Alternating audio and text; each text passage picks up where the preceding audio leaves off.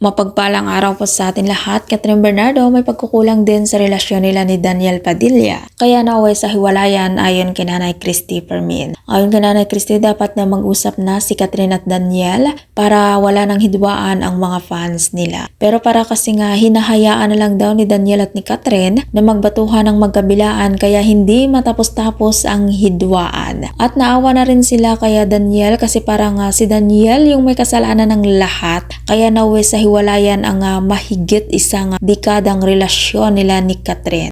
At ayon kay Nanay Christy, sa hiwalayan daw hindi pwede nga isang kampo lang ang may pagkakamali. Dahil kung merong pagkukulang ang lalaki ay may pagkukulang din ang babae. Palaging daw ganon ayon kay Nanay Christy.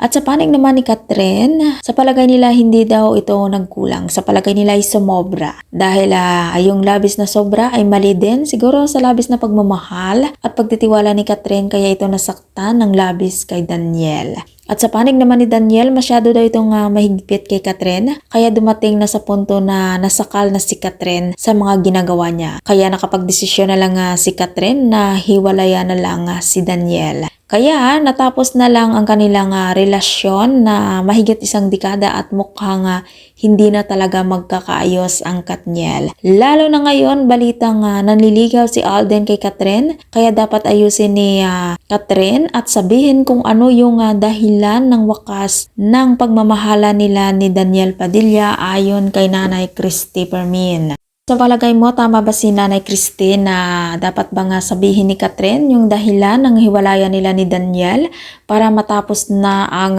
hidwaan ng kanilang mga fans? At kung ikaw hindi pa nakasubscribe ng aking channel, mag-subscribe ka na sa aking channel, Ives Velasco. Maraming salamat at mapagpalang araw po sa ating lahat.